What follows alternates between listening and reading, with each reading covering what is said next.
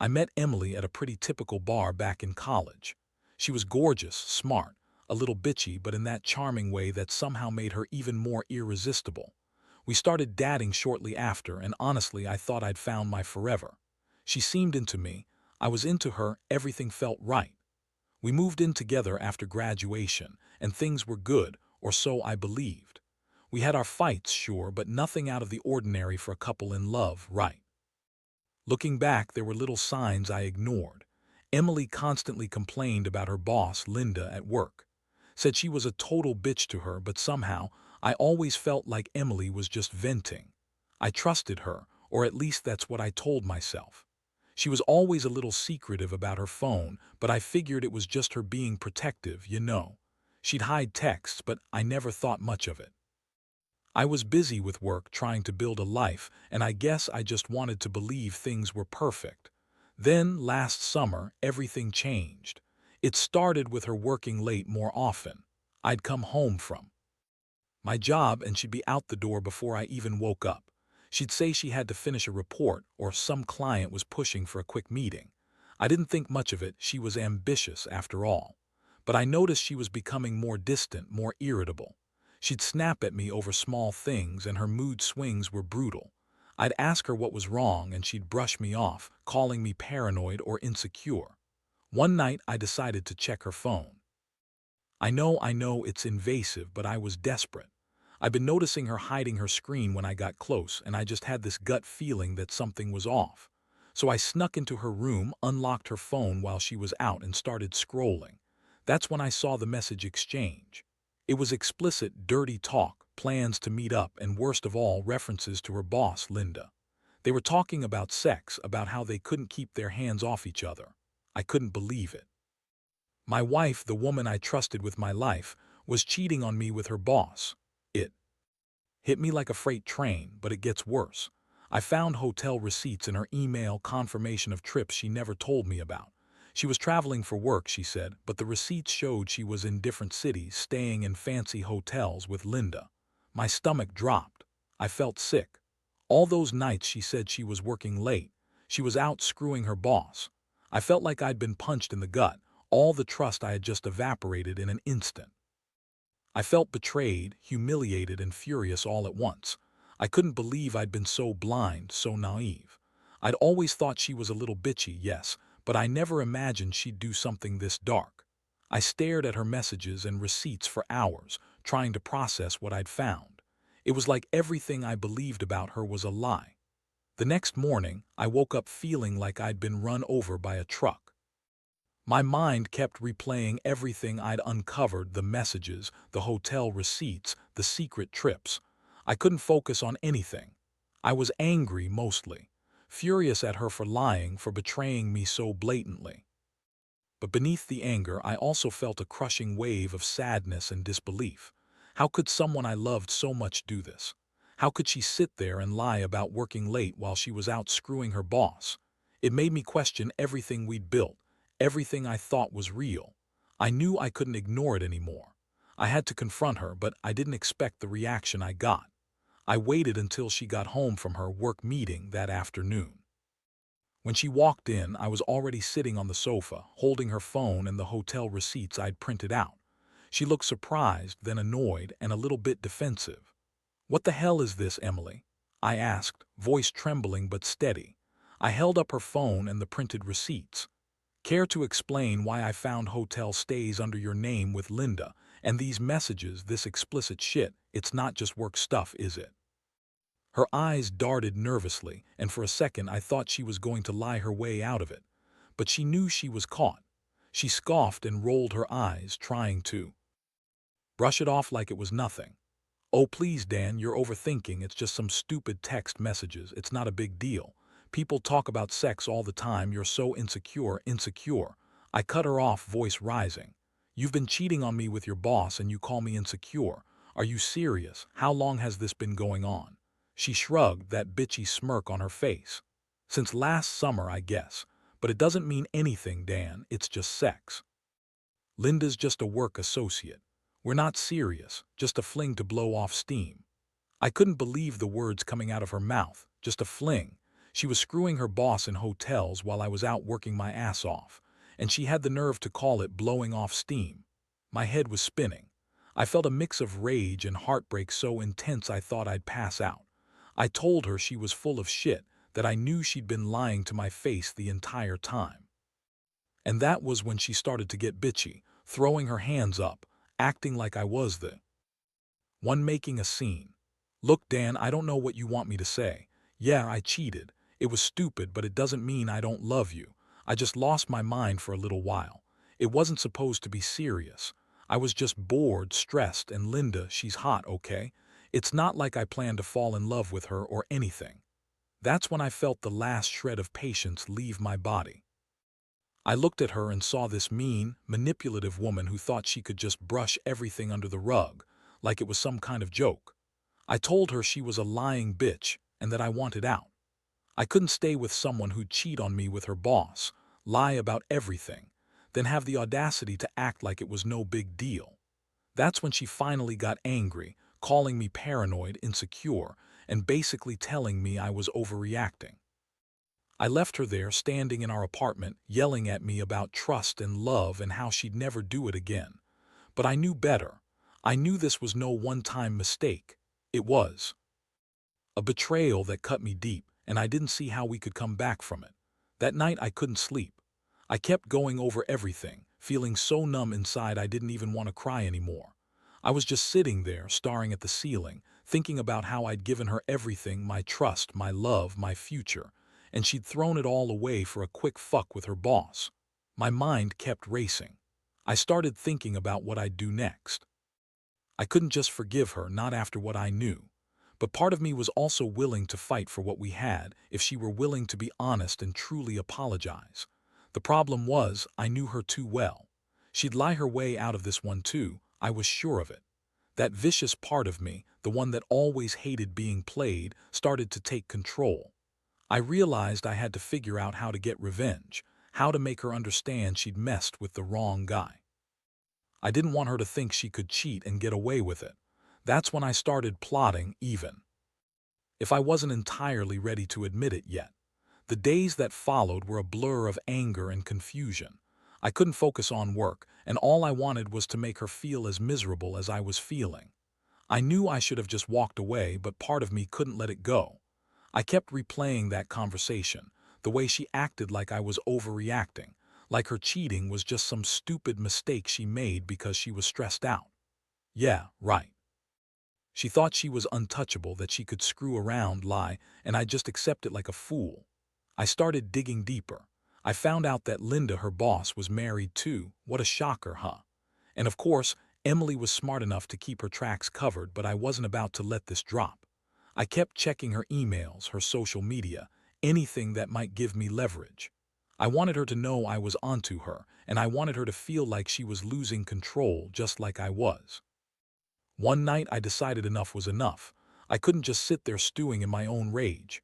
I had to make her feel what I felt, or at least make her regret her actions. So I set up a fake email account and started sending her anonymous messages. Nothing crazy, just subtle hints, little truths she couldn't deny.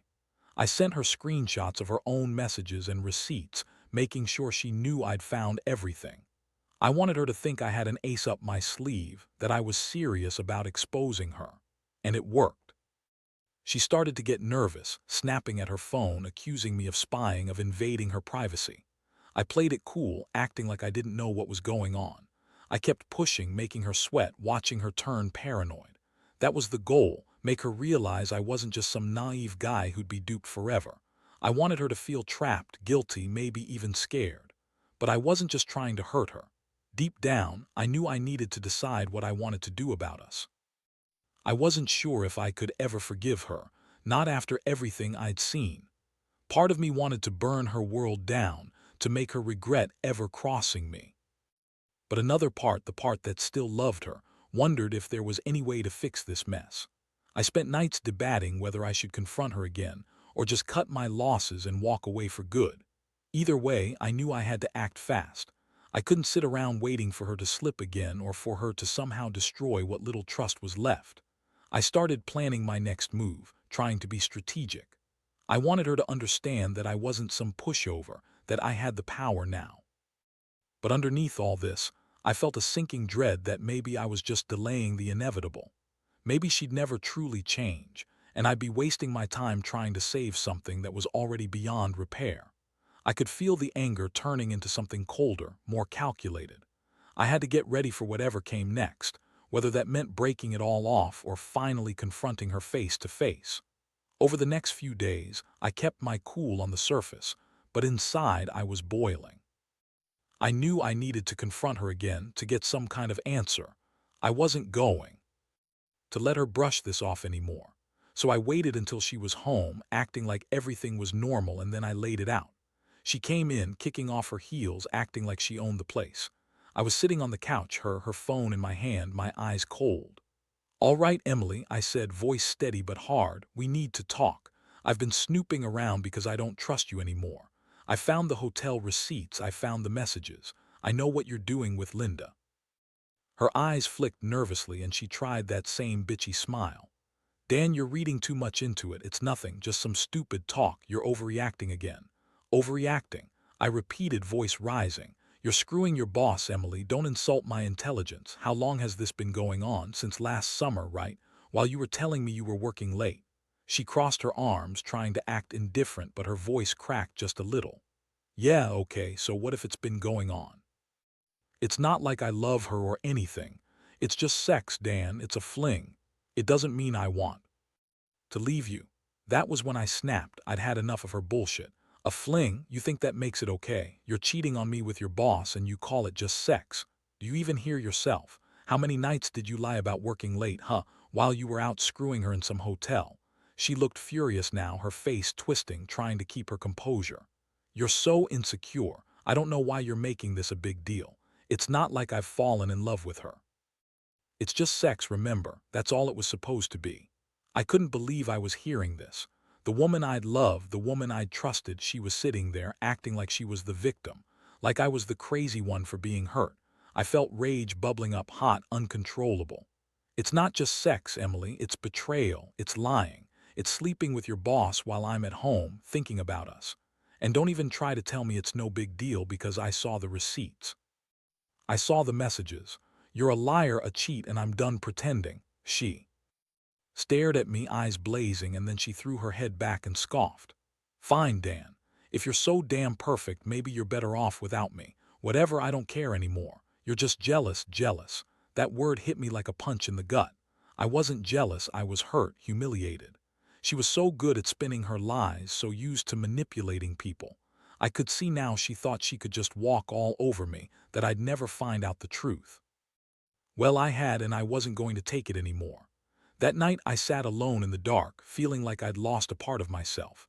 I couldn't sleep. All I could see was her face, that fake bitchy smile, and the thought that I'd been nothing more than a pawn in her game. I was angry at her, sure, but more than that, I was angry at myself for believing she could be different, for trusting her even when all the signs pointed somewhere else. I knew I had a choice: keep going down this path of pain or finally cut her loose.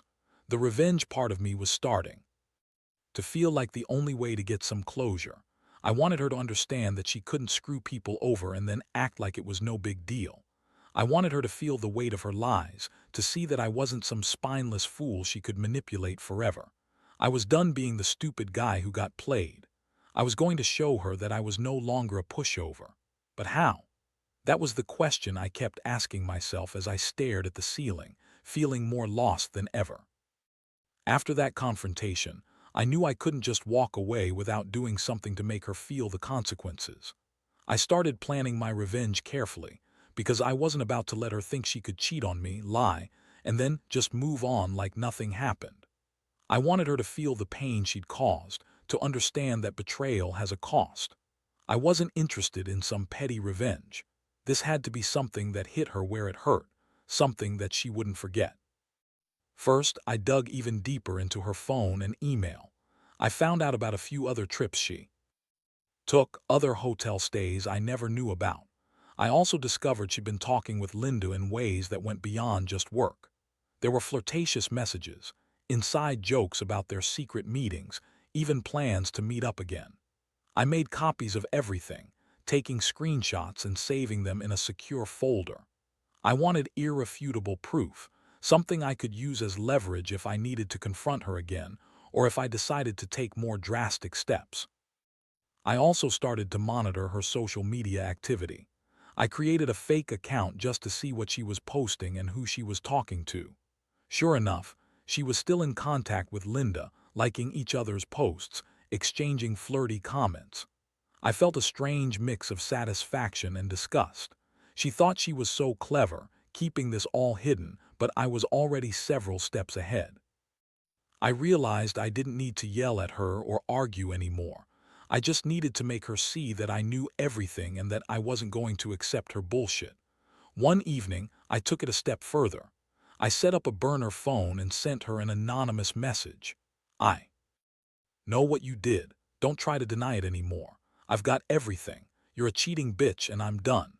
I knew she'd be nervous, wondering if I was really onto her or if it was a sick prank.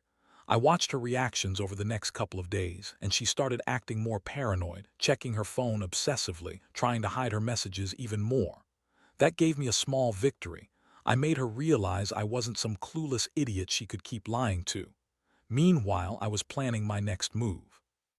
I didn't want to just leave her and walk away empty-handed. No, I wanted her to pay in some way. I started researching what kind of revenge would hit her where it hurt, emotionally, financially, socially.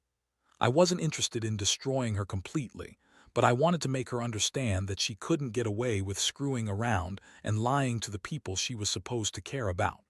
I wasn't about to be the doormat anymore. Every night I'd sit there and imagine what I'd do next, whether I'd confront her again or just cut loose and walk away for good. Part of me still loved her, but that love had been poisoned by her lies. The more I found out, the clearer it became that she was a manipulative, selfish woman who thought she could get away with anything. I knew I had to do something, but I wasn't sure what yet. All I knew was that I was done being the fool. I wanted her to know I was serious, that I wasn't going to let her destroy what little dignity I had left. That's when the real plan started forming in my mind, one that would shake her to her core and make her realize this betrayal wasn't going to go unpunished. The final step in my plan came one evening when I knew she'd be home alone, probably feeling a little too confident that she'd gotten away with everything. I had everything ready: screenshots, hotel receipts, the anonymous message, and a clear idea of what I was going to do. I wanted her to see that I wasn't just some naive guy who could be played. I was someone who could fight back, and I was determined to make her regret this whole mess. I waited until she was in the living room, scrolling on her phone like she always did, smug and dismissive. Then I stepped in, calmly but with enough force to make her realize I meant business. I told her I had something to show her, something she'd never seen before. I pulled out my phone and played the screenshots, each one more humiliating than the last. Her face went pale as I read aloud her own words, her flirtatious messages with Linda, the hotel check-ins, the lies she told me about work.